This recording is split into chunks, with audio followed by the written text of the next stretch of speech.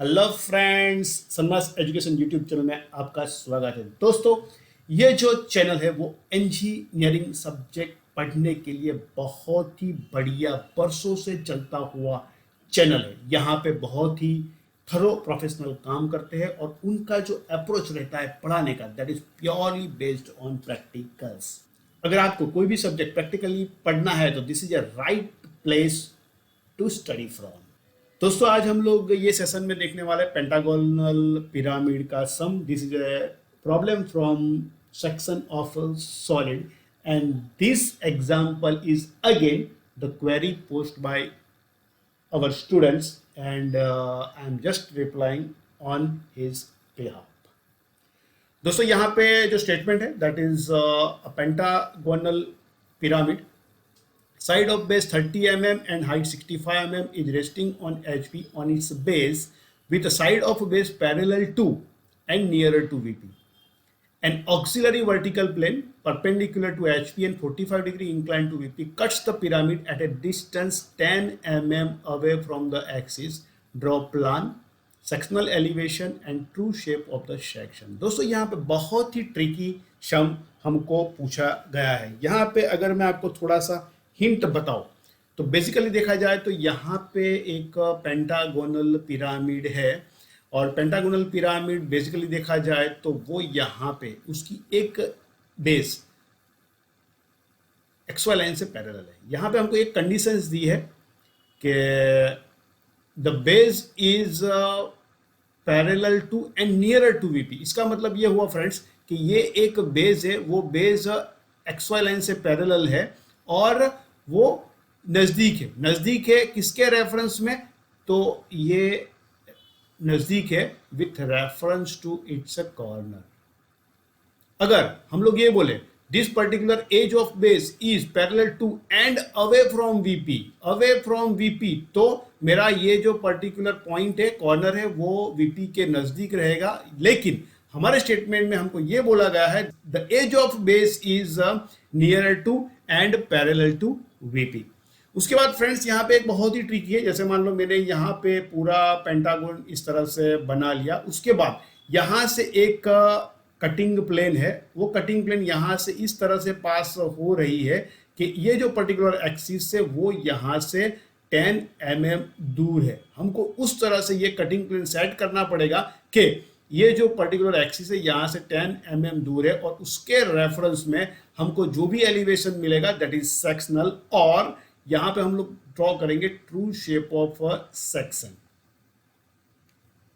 Okay friends, तो चलिए इसको हम लोग किस तरह से सॉल्व करते हैं वो मैं आपको इसी सेशन में दिखाता हूं. अब ये जो एक्स वाई लाइन है, लेट से मैंने यहाँ पे एक्स वाई लाइन बना दी. Let say this is my X and this is my Y. तो सबसे पहले मैं यहाँ पे एक एज बनाना चाहूंगा which is parallel to X Y line और इसका जो मेरा डायमेंशन होगा that is equal to friends कितना होगा? This is equal to 30 mm. अब फ्रेंड्स यहाँ पे मुझे एक ऐसी लाइन बनानी पड़ेगी विच इज इक्वल टू, यहाँ पे कितना एंगल मेरा होना चाहिए? 108 डिग्री. और यहाँ से भी मुझे एक लाइन बनानी पड़ेगी, उसका भी मेरा एंगल यहाँ पे 108 चाहिए. तो यहाँ से मैंने अब एक लाइन बनाई विच इज इक्वल टू 108. दूसरी लाइन भी मैंने यहाँ पे बना दी विच इज ऑल्सो 108. अब फ्रेंड्स ये जो मेरा कितना एंगल, कितना लेंथ होगा? अगेन मेरा 30 होगा. अब फ्रेंड्स यहाँ से मेरा एक आर्क इस तरफ लगेगा 30 का और यहाँ से एक आर्क मेरा लगेगा 30 का इस तरफ. तो ये मुझे एक और पॉइंट मिल गया. अगर मैं इसको ज्वाइन कर लूँ तो I will get A complete pentagon का जो बेस है वो मुझे यहाँ पे मिल गया. अब मैं क्या करूँगा? यहाँ पे मुझे यहाँ पे पेंटागोन का सेंटर फाइंड करना पड़ेगा. सेंटर फाइंड करने के लिए हम लोग क्या करेंगे? ये जो सेंटर है वो सामने वाली एज को यहाँ पे ज्वाइन करेंगे.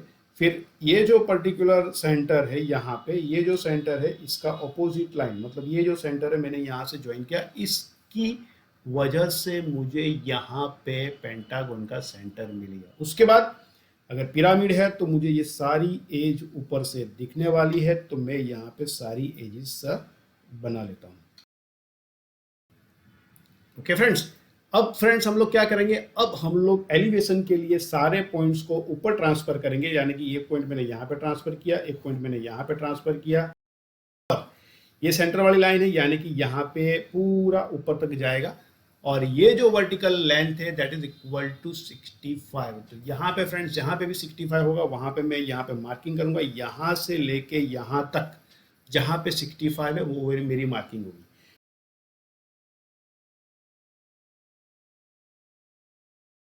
अगर हम लोग पूरे नोमेनक्लेचर यहाँ पे ले लेते हैं, let's say this must be A, this is equal to B.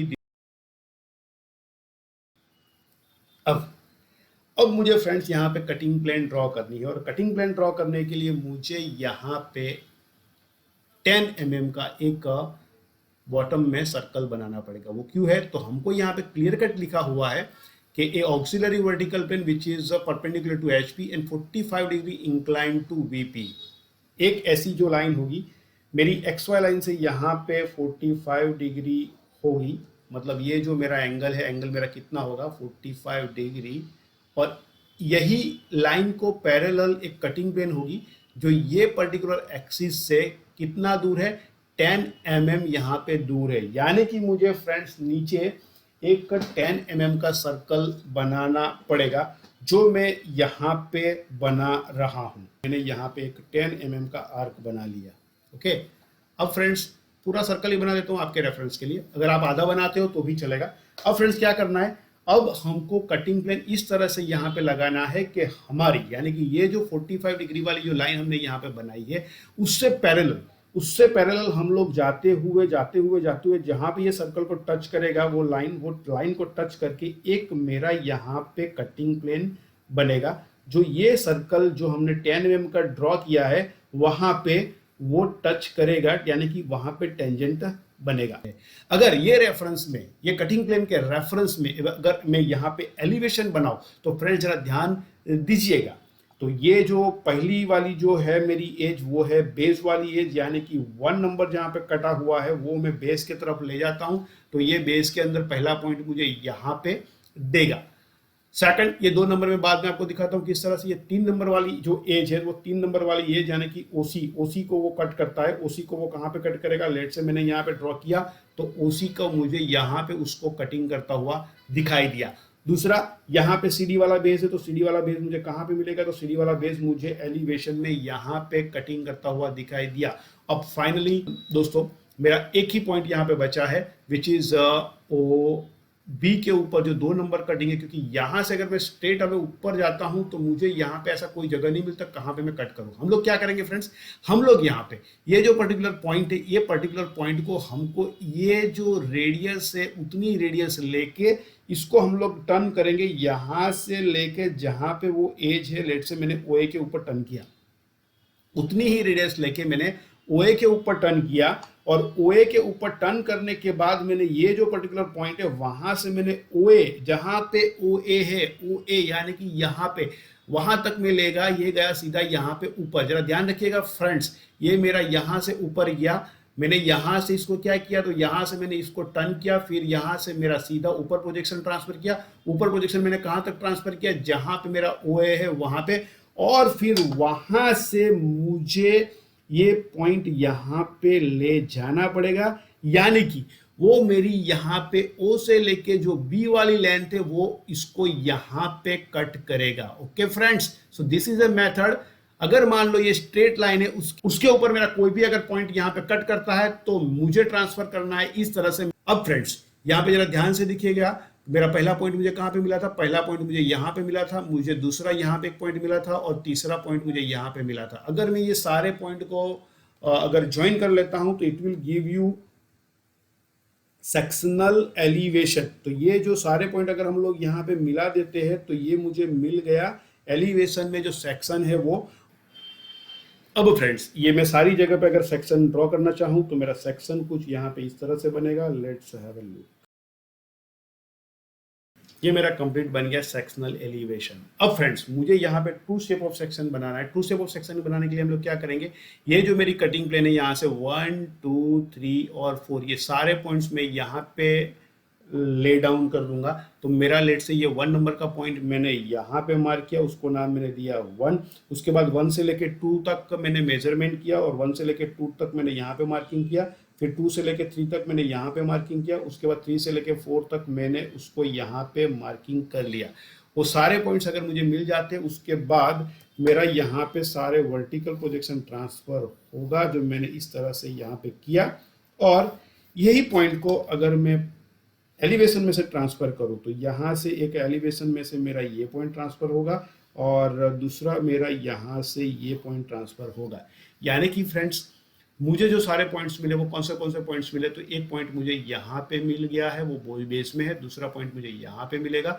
तीसरा पॉइंट मुझे फ्रेंड्स यहाँ पे मिलेगा। चौथा पॉइंट मुझे यहाँ पे मिलेगा। और सारे पॉइंट्स को अगर मैं ज्वाइन कर लूँ, so this is nothing but true shape of section. और इसके अंदर अगर हम लोग सेक्शन बनाते हैं तो जरा ध्यान से दिखेगा, वो एक्सवाई लाइन से कितना होगा, एक्सवाई लाइन से 45 डिग्री होगा। तो ओके फ्रेंड्स, अब ये जो मेरा बना यहाँ पे, ये क्या बना, तो मेरा यहाँ पे बन गया ये ट्रू शेप ऑफ सेक्शन।